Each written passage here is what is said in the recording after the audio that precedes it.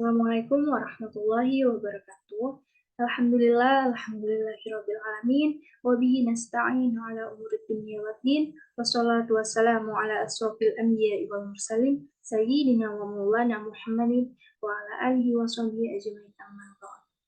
Pertama-tama dan yang paling utama, marilah kita panjatkan puja dan puji syukur kita kehadirat Allah Subhanahu wa taala yang mana dengan karunia-Nya Beliau kita dapat diberikan kesehatan tanpa suatu keluhan asbab.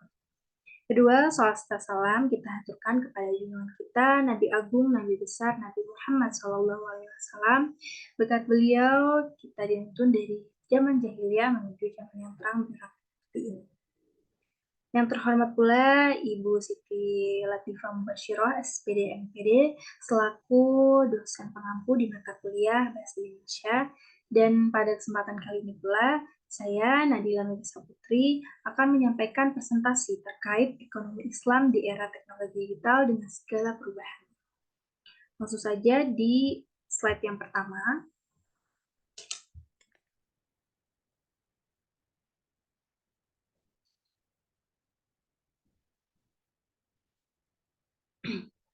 Maaf, agak lemot nih.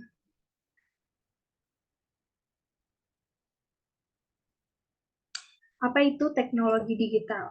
Jadi, teknologi digital itu merupakan satu perkembangan teknologi di era modern ini, yang mana teknologi digital itu menjadi primadona oleh semua kalangan. Jadi, nggak cuma di kalangan remaja saat ini, atau bahkan orang tua, tapi bahkan ada anak-anak yang di bawah umur bahkan itu udah memegang gadget. Untuk apa? Biasanya mereka untuk TikTok-an, terus untuk YouTube-an biasanya. Nah, menurut dari laporan Oxford Economics di tahun 2016, keberadaan teknologi dan komunikasi memberikan kontribusi signifikan terhadap produk domestik bruto atau PDB. Dan jumlah lapangan kerja ini di Indonesia itu teknologinya memberikan akses informasi dan memberikan informasi tersebut secara cepat, tepat, dan juga efisien. Oke, lanjut.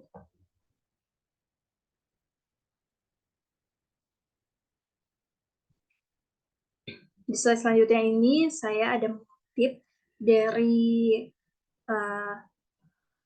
kalau salah WR sosial ya, dari data itu, data statistik tentang jumlah pengguna internet di Indonesia di tahun 2013 Januari sampai Januari 2023. Di sebelah kanan yang warna biru itu per tahun-tahunnya, dan di sebelah kiri pojok itu ada berapa sih juta pengguna internet itu. Nah, pengembangan atau perkembangan teknologi digital itu terus berkembang di dunia, tak terkecuali di Indonesia, dengan pengaruh meningkatnya pengguna internet. Menurut laporan WR Sosial, jumlah internet di Indonesia telah mencapai 213 juta orang per Januari 2023, setara dengan 77% dari total populasi Indonesia yang sebanyak 276,4 juta orang pada awal tahun. Nah, di tahun 2021 awal juga, itu pengguna internet di Indonesia mencapai 202,6 juta jiwa, meningkat 15,5% atau 27 juta dibandingkan pada bulan Januari 2020. Oke, lanjut.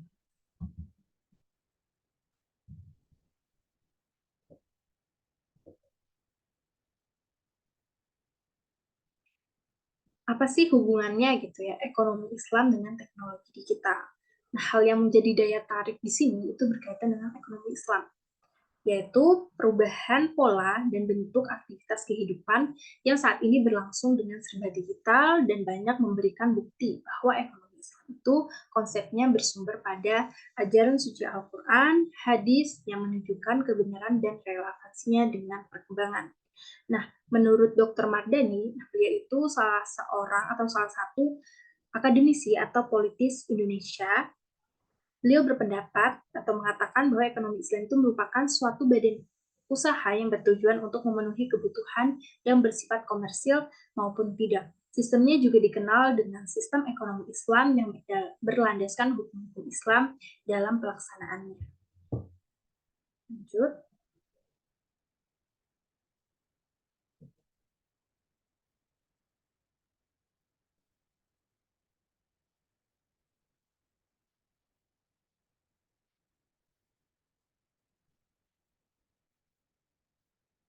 Digital marketing dalam perspektif ekonomi Islam. Dalam digital marketing, pemasaran adalah kegiatan di mana penjual menawarkan produk kepada pembeli. Berbeda halnya dalam pemasaran Islam, yang mana proses dan strategi atau kebijaksanaan itu pemenuhan kebutuhan melalui produk dan juga layanan halal, dengan kesepakatan bersama yang bertujuan mencapai kesejahteraan di dunia maupun di akhirat. Di dalam pemasaran digital Islam, tidak diperbolehkan mengandung riba atau bunga, maishir, ketidakjelasan dalam suatu produk itu yang ditransaksikan, dan hal-hal buruk lainnya yang bertentangan pastinya dengan prinsip Islam atau perspektif Islam.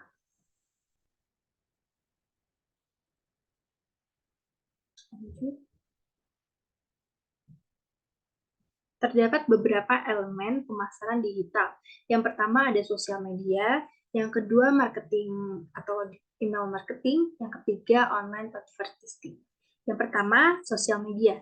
Platform media sosial ini memungkinkan setiap orang untuk membuat konten, bertukar informasi, bertransaksi, dan sebagainya.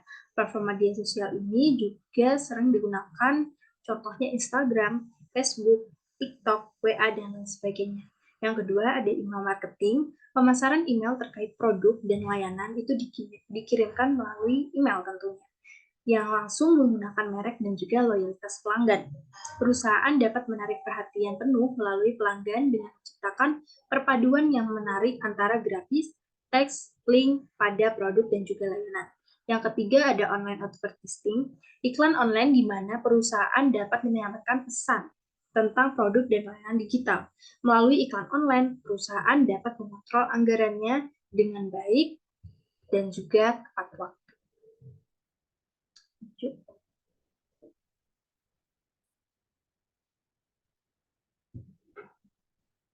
Segala perubahan industri teknologi digital.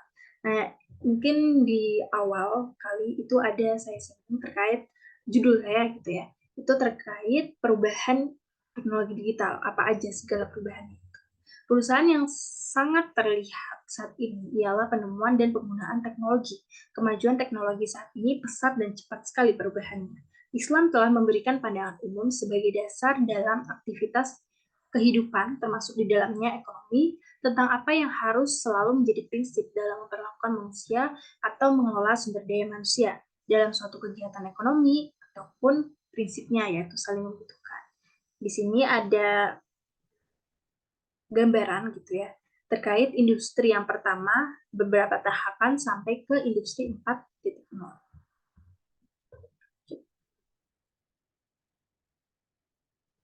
Nah, ini mau kita kupas nih satu-satu. Yang pertama, industri 1.0. Akhir abad ke-18, revolusi industri yang pertama atau 1.0 ini ditandai dengan ditemukannya alat tenun mekanis pertama di tahun 1784. Industri ini dengan fasilitas produksi mekanis menggunakan tenaga air dan uap. Peralatan kerja awalnya bergantung pada tenaga manusia dan hewan yang akhirnya digantikan dengan mesin tersebut. Banyak orang yang menganggur, namun produksi ini diyakini berlipat ganda. Yang kedua ada industri 2.0. Pada awal abad ke-20, revolusi industri itu produksi massal berdasarkan pembagian kerja. Lini produksi pertama melibatkan rumah potong hewan di Amerika Serikat. Industri 2.0 ini ditandai oleh kemajuan pesat dalam perkembangan mesin-mesin. Peralihan tenaga otot sudah mulai berkurang, dan penggunaan uap juga itu tergantikan oleh tenaga listrik.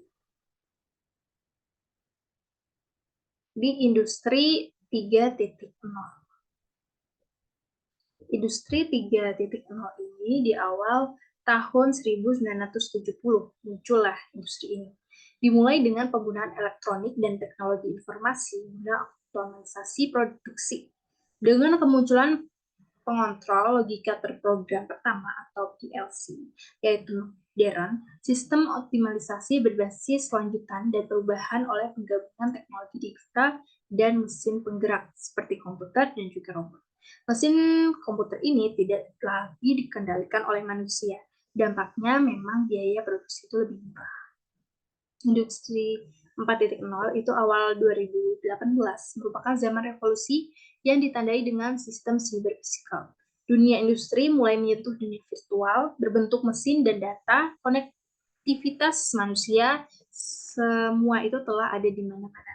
Mengubah paradigma industri dengan menggabungkan teknologi digital dan fisik untuk menciptakan sebuah produksi, yaitu pabrik cerdas. Oke, lanjut.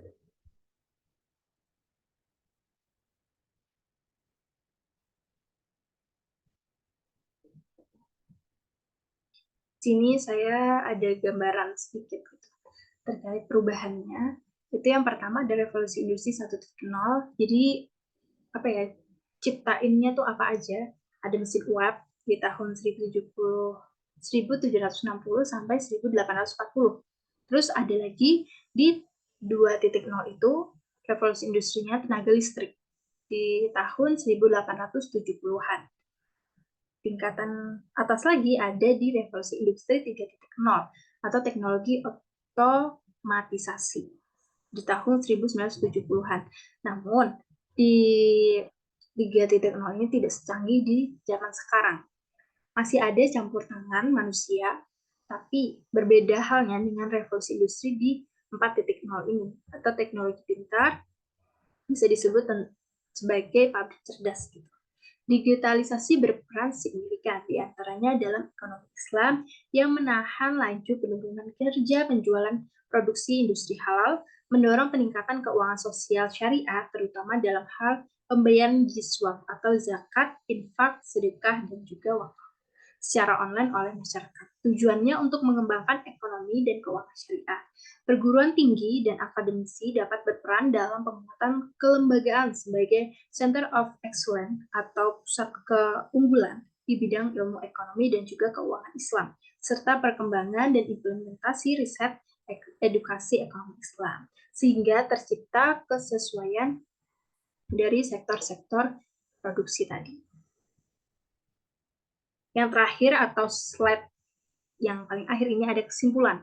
Dalam teknologi digital, hal yang melandasi digital ekonomi Islam itu terdapat metode dan aturan prinsip ajaran agama Islam untuk melakukan transaksi yang sesuai dengan agama Islam.